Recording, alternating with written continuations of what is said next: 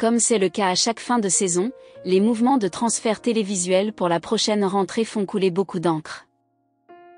En effet, Julia Vignali quitte Télématin pour rejoindre Affaires conclues, Sophie fait son arrivée sur Europe 1 et Pascal Praud quitte RTL.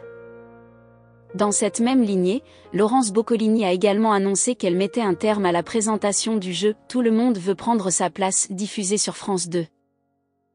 Après une mûre réflexion et de nombreux échanges avec la chaîne et la production, j'ai pris la décision, en exclusivité, de ne pas poursuivre à la rentrée en tant qu'animatrice du jeu « Tout le monde veut prendre sa place », a expliqué la présentatrice à Pure Média.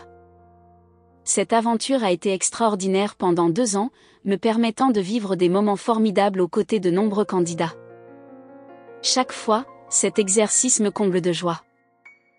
Je garderai d'excellents souvenirs de cette expérience et je tiens à remercier chaleureusement la production ainsi que toute l'équipe technique pour leur bienveillance, leur professionnalisme et leur gentillesse.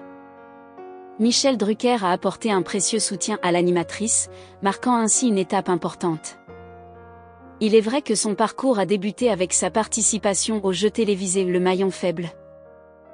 Mais il est certain qu'elle ne devrait pas avoir de difficulté à rebondir dans un autre programme compte tenu de sa ténacité.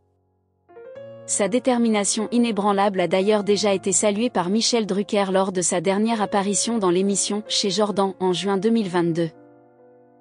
Cela témoigne de sa motivation sans faille et laisse présager de belles opportunités à venir pour cette animatrice talentueuse.